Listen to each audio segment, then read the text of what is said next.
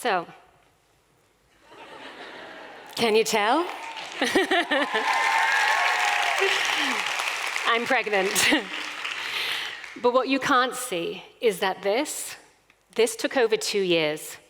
5 rounds of IVF, 150 injections, countless doctor's appointments, and numerous surgeries to get here. It left me exhausted, mentally drained. But it also inspired me to be here today. I'm here to talk about the suffocating taboos that surround infertility and what we can do to change them. At 41, my partner and I found out that getting pregnant was not quite as easy as my 7th grade teacher led me to believe. We were the 1 in 8 couples that struggles to conceive. The doctor told us, given my age, our chances of having a healthy, natural pregnancy were kind of low. So when we got pregnant, after just 3 months of trying, we thought we'd hit the jackpot. But at the 8-week scan, our joy was shattered. Our baby had no heartbeat. So we turned to IVF, in vitro fertilization. We naively thought, sure, 1 round's going to do the trick, but 1 round turned into 5 long, exhausting ones. You know, I was like, why is this happening to me? I was fit and healthy. I took care of myself. But that didn't change anything about my fertility. So I just kept saying, okay, 1 more round. Just 1 more round. 1 more round? When I would talk to my friends and family, I would often get hit with comments like, why don't you just adopt? You just need to relax. Or, do you want one of mine? But their well-meaning advice hurt, as they tried to minimize my pain with jokes or off-the-cuff solutions. I felt like I was failing as a woman, as a partner, and as a wife. I wish they'd simply said, I can see how hard this is for you. How can I help? Simple empathy, not advice. So the doctor, he continued his hunt for my remaining good eggs.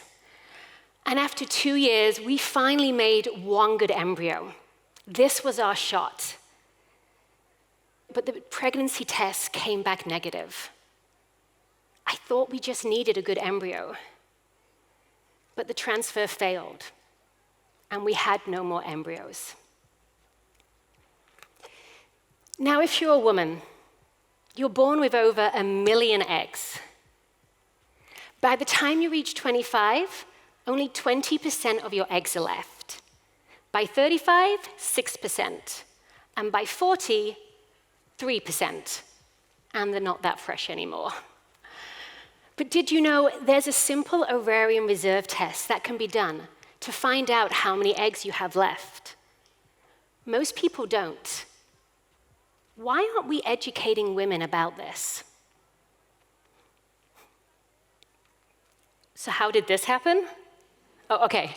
Well, after weeks of intense research, science and a clinic in the US gave us 1 more option: an egg donor. Using IVF to fertilize my partner's sperm with a younger woman's egg, and then transferring that embryo into my uterus. Now, choosing an egg donor was probably the most bizarre process I have ever been through. It's like a hybrid of a dating app and a science journal. Blonde hair? No, swipe left. Red hair? Yes, swipe right. My partner and I scrolled through countless profiles of potential donors, baby pictures, Instagram selfies, high school grades. Me, trying to look for some resemblance. My partner, delicately dancing around the fact that he thought he was looking for a prospective new girlfriend. So then I started to say, well, do I upgrade? Donor 6547, green eyes, olive skin, volleyball skills, and a degree from Harvard. I mean, she looked pretty good. But the truth is, choosing an egg donor was hard. It meant finally accepting that I can't have my own biological children. And I didn't choose our donor for her looks or for her achievements. I chose her because she felt right. On the day of the embryo transfer, I was filled with an overwhelming sadness. I had to let part of myself go. Yet at the same time, mixed with hope and excitement that this transfer could potentially give us the baby we so desperately wanted. It's hard to know what you're willing to do until it becomes your only option. Well, that was 6 months ago, and we made this. The fertility journey, it's paved with uncertainty, and it shouldn't be a road we travel alone. IVF is not a magic wand, and there are no guarantees.